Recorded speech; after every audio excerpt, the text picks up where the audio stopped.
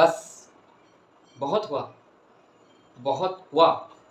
अब जो पानी था वो सर से ऊपर जा चुका है और जो इनके पाप का जो घड़ा था वह फूट चुका है।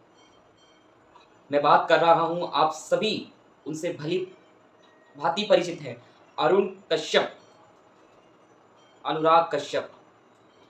अनुराग कश्यप, इन्होंने जो ब्राह्मण के ऊपर जो ऐसी इतना नीच टिप्पणी की है, इतनी गंदी गाली जो दी है, ये गाली नहीं तो और क्या है।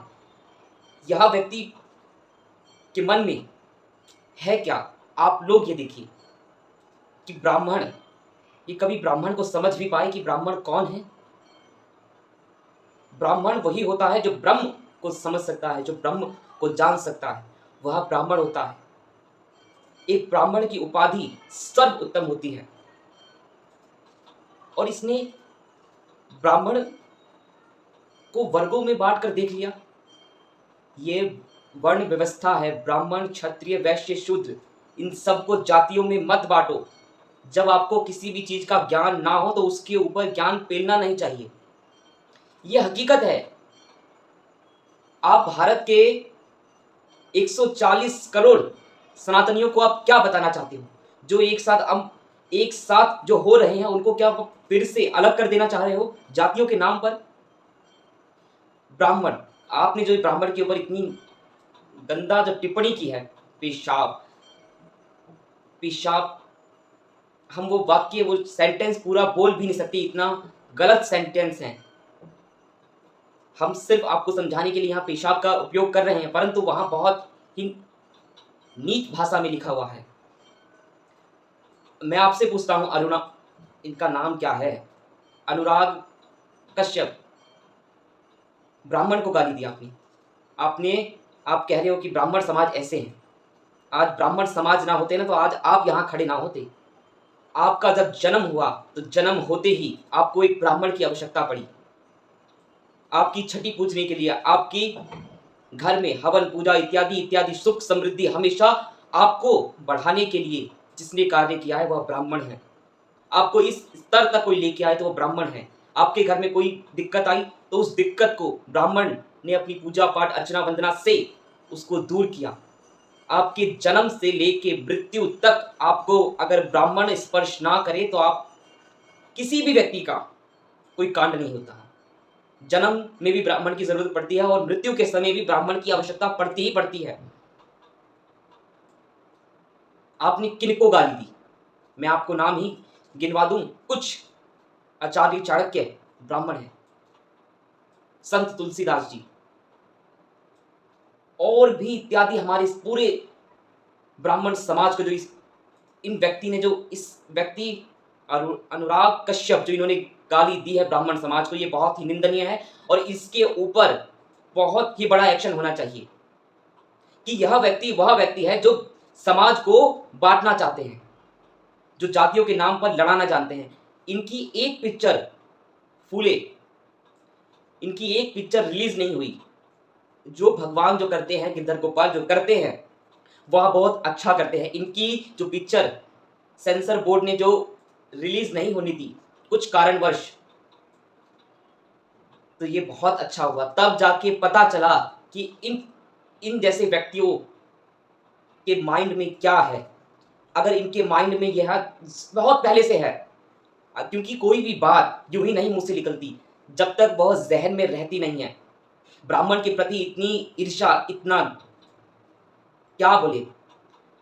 और जो फूले पिक्चर में जो दिखाया गया है, एक ब्राह्मण बच्चा कीचड़ फेंक रहा है, तो कहीं ना कहीं यहाँ पर भी गड़बड़ की होगी। प्रभु ने जो भी किया बहुत अच्छा किया, यह पिक्चर रिलीज नहीं हुई और इस व्यक्ति की जो पिक्चर थी वह रिलीज हुई। इस व्यक्ति की अनुराग कश्यप का जो चरित्र था वह सामने आया। कितना घिनौना चरित्र है इस व्यक्ति का, यह सामने आया। इसके पाप का घड़ा भर चुका था इसलिए यह सामने आया। क्योंकि आज मैं आपको एक बात बता दूं कि ब्राह्मण क्षत्रिय वैश्य शूद्र यह चार भाई हैं। ब्राह्मण बड़ा भाई है, फिर क्षत्रिय, फिर वैश्य, फिर शूद्र। ये चारों भाई हैं, ये एक पिता की संतानें हैं। इनमें कैसे कोई अंतर कर सकते हैं? सबको समान अधिकार है। जैसे आपको मैं एग्जांपल में बताऊं तो प्रभु श्री राम, भरत जी, लक्ष्मण जी और शत्रुघ्न जी, ये 4 भाई हैं। पर जो सम्मान, चारों को सम्मान इक्वल है, परंतु प्रभु श्री राम भगवान है, भगवान की तरह उनको पूजा जाता है। क्यों? उनका चरित्र श्रेष्ठ है, उन्होंने वह तप किया है, तब जाकर भगवान श्री राम को सर्वप्रथम रखा जाता है, सर्वप्रथम पूजा जाता है। इसीलिए ब्राह्मण ने वह तप किया है जब इस देश में आक्रांताओं ने, मुगलों ने हमारी सारी नालंदा यूनिवर्सिटी जला दी थी, हर एक पुराण महापुराण ग्रंथ काव्य सब जला दिए थे, तब ब्राह्मण ही थे जिन्होंने अपने कंठ में रामायण को कंठस्थ कर लिया, भगवत गीता को कंठस्थ करा, सारे 18 पुराणों को कंठस्थ करा ब्राह्मणों ने, और चले गए जंगलों में और हमारे महापुराणों को, हमारे भगवत गीता को, श्री रामचरितमानस को, सबको बहुत संभाल के रखा अपने कंठ में। और उन ब्राह्मणों को तुम गाली दे रहे हो, और गाली तो किसी को भी नहीं देनी चाहिए, इतनी छूट तो होनी भी नहीं चाहिए। यह आज मुझे कहना पड़ रहा है, यह व्यक्ति उन विधर्मियों से भी ज्यादा गए गुजरे हैं। हम कोई भी व्यक्ति हो, कोई भी मजहब पंथों का हो, उनको भी गाली ना दो, गाली तो दुश्मन को भी मत दो। करनी है तो बात आमने सामने करो, अगर हिम्मत है तो। और जिनकी हिम्मत नहीं होती वह इसी प्रकार गाली देते हैं, तो इनके लिए बहुत बड़ा एक्शन होना चाहिए। कोई माफी नहीं, बार बार माफ करने से पता नहीं क्यों बार बार माफ कर दिया जाता है, कोई माफी नहीं। यह हमारे सभी संतों का अपमान है, सभी महंतों का अपमान है, हमारे सभी शंकराचार्यों का अपमान है, हर एक व्यक्ति का अपमान है। और ये किसी एक वर्ग का नहीं है। आज क्षत्रियो को भी दुख होना चाहिए, वैश्य को भी दुख होना चाहिए, शूद्र को भी दुख होना चाहिए कि क्यों इन्होंने एक वर्ग को गाली दी। और आज नहीं कल तो अगर इन्होंने एक वर्ग को गाली दी है तो ये दूसरे वर्ग को भी गाली देंगे और इसी प्रकार जातियों में बांट देंगे। और ये क्या कहते हैं कि हम सत्य बोलते हैं। ऐसे ऐसे सत्य गए चूल्हे में, इनको तो इस प्रकार होना चाहिए, इनको तो इस प्रकार उल्टा लटका के और मिर्ची वाला धुआं दबा के देना चाहिए, तब इनकी अक्ल ठिकाने आएगी। और ये ऐसा बोलने से पहले दसों नहीं हजारों बार सोचे, किसी के ऊपर टिप्पणी करने से पहले और गाली देने से पहले। इनकी एक पिक्चर, जब कोई व्यक्ति बहुत पॉपुलर होता है, बहुत प्रतिष्ठा पा लेता है, तो उसकी एक जिम्मेदारी होती है, वह क्या बोलता है क्या नहीं बोलता, हर चीज की मर्यादा होती है। यह मर्यादा का देश है, यह भारत देश मर्यादा चरित्र का देश है, चरित्रवानों का देश है। यहाँ मर्यादा पुरुषोत्तम भगवान श्री राम के वचन चलते हैं। भगवान श्री राम खुद ब्राह्मण के चरण धोते हैं, गुरु वशिष्ठ जी। अगर गुरु ना होते ना तो आज ज्ञान ना होता इस संसार में। हमारे सभी संत समाज का इस व्यक्ति ने अपमान किया है अपने अहंकार वश। कहते हैं ना, रावण का भी अहंकार नहीं चला था, वो भी चकनाचूर हो गया था। तो जब किसी व्यक्ति का अहंकार जब चरम सीमा तक आता है तो उसका कहीं ना कहीं घड़ा फूटता है और वह पतन की ओर जाता है। और इस व्यक्ति का, अनुराग कश्यप, इनका भी पतन निश्चित है और इनका भी विनाश अब आ गया है। और मेरे सभी भारतवासियों, आप लोग इस व्यक्तियों का साथ छोड़ो और एक साथ आओ। हम 4 भाई हैं, 4 भाई। जैसे एक खाट के 4 स्तंभ होते हैं जिससे वो खाट बैलेंस होती है, एक घर के 4 पिलर होते हैं जिसमें 4 छांव ले सकते हैं, पूरा परिवार रह सकता है। तो इस भारत देश की नींव हम 4 भाइयों पर टिकी है, ब्राह्मण, क्षत्रिय, वैश्य, शूद्र। हम चारों को इकट्ठा होकर रहना होगा, तब जाकर ये देश बचेगा, ये देश की संस्कृति बचेगी। और इन जैसे विधर्मी, ये जो अनुराग कश्यप है, हमको खतरा और किसी से नहीं, इन जैसे लोगों से है।